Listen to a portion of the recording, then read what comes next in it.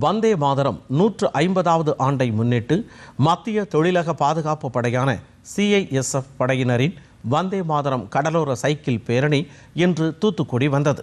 கிராமங்களில் பாதுகாப்பான கடற்கரை வளமான இந்தியா என்ற விழிப்புணர்வை CISF படையினர் ஏற்படுத்தினர். இது பற்றிய ஒரு செய்தி தொகுப்பினை தற்பொழுது பார்க்கலாம்.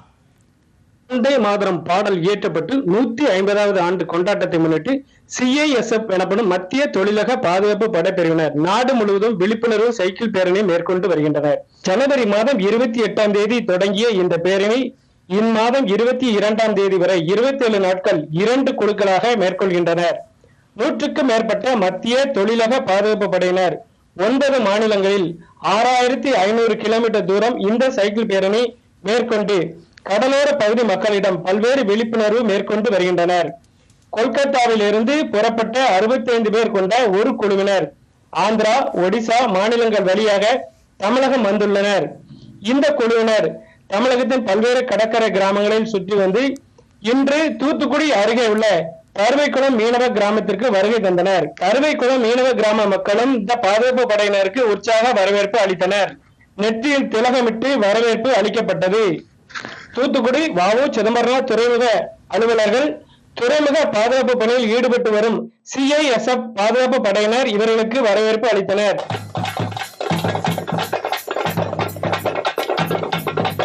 தொடர்ந்து இந்த குழுவினர் தங்களது பயணம் குறித்தும் பாதுகாப்பான கடற்கரை வளமான இந்தியா என்ற அடிப்படையில் தீவிரவாத தடுப்பு, பாதுகாப்பு, போதை ஒழிப்பு, தேச ஒற்றுமை, சுற்றுச்சூழலை பாதுகாப்பது குறித்து பொதுமக்களிடம் விழிப்புணர்வு ஏற்படுத்தினர். சைக்கிள் பேரணி வந்த மத்திய தொழில் பாதுகாப்பு படைப்பிரிவை சேர்ந்த பெண் வீரர்கள் கூறுகையில், நாங்க இந்த ரேலியை எதுக்காக கண்டக்ட் பண்றோம் அப்படின்னா, கடலோர பாதுகாப்பை மக்களிடத்துல ஏற்படுத்தணும்ன்றதுக்காக தான் நாங்க இந்த வந்தே மாதரம் CISF கோஸ்டல் சைக்கிளத்தான் 2026 கண்டக்ட் பண்றோம். ஆயுத கடத்தல், மனித ஊடுருவல், தீவிரவாத ஊடுருவல் இதை தடுக்கிறதுக்காக தான் மெயினாவே நாங்க கோஸ்டல் சைக்கிளத்தான ஸ்டார்ட் பண்ணிருக்கோம். இது செகண்ட் எடிஷன். ஒவ்வொரு நாளும் இந்த மாதிரி நாங்க ரேலி போய் ஒவ்வொரு கிராமத்து மக்களை பார்த்து அவங்களுக்கு அவேர்னஸ் கொடுத்துட்டு இருக்கோம். எக்கனாமிக் லெவல் இந்தியால கோஸ்டல் ஏரியாஸ் தான் ரொம்ப எக்கனாமிக்கலி டெவலப் பண்ற ஏரியா.